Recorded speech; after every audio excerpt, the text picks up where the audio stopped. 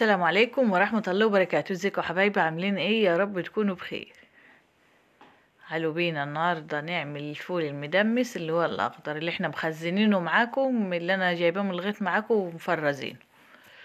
لا اله الا الله. طبعا احنا كنا جامعينه اخضر وعاملينه مفرطينه زي البسلة، وغسلناه بس بمية عادية ساقعة، سيبناه يصفى وفرزناه، حطيناه في الفريزر. تحطيه في علبة، في كيس بقى زي ما انت حابب. طبعا المية معانا على النار بتسخن بالليمون، مية بليمونة كده عشان ما تسمرش الفولة مننا. ومعانا طماطماية مقطعينها وبصلاية ومعلقة نص معلقة صغيرة بابريكا وكركم وكمون.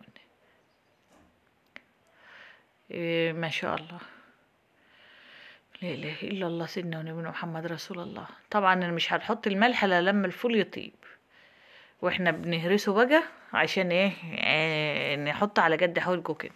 طبعا بلنش معانا شوية فول من بالليل، قالوا ربع كيلو او ازيد شوية.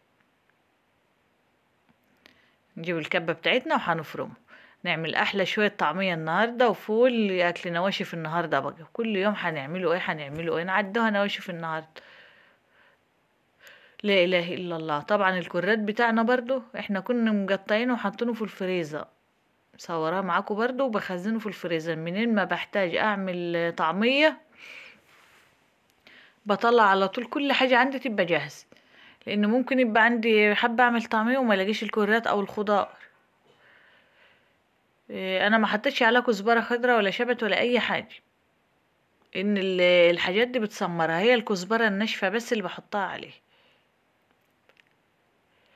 والبصل بتاعنا طبعا والثوم، مش اكتر من كده. هي بصلايه ويجي 4 فصوص توم كده، او نص معلقه توم لو مهروس عندك، لو انت هرسه عامله ضرب في الكب، فرمه في الكب. لا اله الا الله. طبعا انا بحطها برضو في مصفى شويه لو فيها شويه ميه ولا حاجه عشان ما تفتحش مننا. الفول بتاعنا هنا كان طاب واستوى وقلبه ابيض زي الورد اهوت، ما شاء الله عليه. والمية بتاعته حمرا مش سمرا ولا حاجه، مش فيها سمار ولا كده. فهنا حطينا معلقة كزبرة ناشفة، معلقة كمون، وهنحط الملح على الجد برضو، مش معلقة صغيرة. لا إله إلا الله. طبعا على قد الكمية، طبعا برضو اللي عندك على قد حدقة، عشان ما نخليش حدقة قوي أو ملحة قوي. وهتقلبوها في بعضها كده، وهنكون حاطين زيتنا على النار بيجدأ. طبعا حابة تعمليها بسمسم بقى من غير، على حسب ذوقك. ممكن تعمليها بايديكي او بالمعلقه. انا عملت بالاتنين، حط في المعلقه سمسم وحط فيها العجينه واعمليه. ديت ما بتاخدش منك وقت ولا دي بتاخد منك وقت، وتسلم ايديكوا وعينيكوا يا حبايبي ومقدم. لا اله الا الله. طبعا كان الزيت شويه، معلش طلعت الاتنين الاولانيين وزودت شويه قدحتان. ما كنتش خدت بالي ان زيتها شويه. لا اله الا الله، سيدنا ونبينا محمد رسول الله. متنسوش تعملوا لايك وتشتركوا في القناه. حرمش منكم يا رب، وان كل اللي متابعني وكل اللي مشترك معايا انتوا على راسي من فوق، ما نحرمش منكم يا احلى واغلى اخوات. بشكر حبايبي جوا مصر وبره مصر، ما نحرمش منكم يا رب، ودومكم نعمة في حياتي. لا اله الا الله. حتى يعني احنا بنعمل الحاجة سخنة على طول حلوة كده، وكل يوم نعمل ايه خلي ايه. فاحنا كنا عاملين شوية عيش شامي قبلها كده، او عيش من بتاع الفرن الابيض قبلها بيوم. فقلنا بقى احنا نعمل له ايه النهارده، نعمله شويه طعميه وفول كده سخنين، باحلى غدا النهارده. واحلى غدا احلى من اللحمه كمان، بتاكلي وتشبعي في حكايه النواشف ديت، احلى من اللحم. طبعا العجينه اللي فضلت مننا ما عملناهاش كلها لانها هي يامه. لمتها حلو في كيس كده، وهنعينها في التلاجة النوبه تاني، تحطها في الفريزر.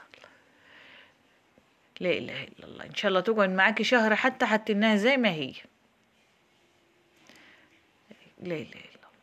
طبعا هتربطي الكيس عليها كده عشان ما تاخدش بس مكان ياما وتبقى مكلكعة في الفريزر. وبألف هنا وشفا اللي كل واللي شاف، ما نحرمش منكم يا حبايبي يا رب.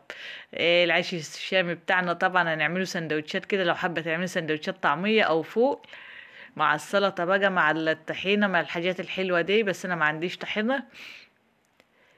والفول بتاعنا هو ما شاء الله عليه، ما حطنالوش اي حاجة الا الزيت والملح بتاعه بس، او سمنة بلدي لو انت حب.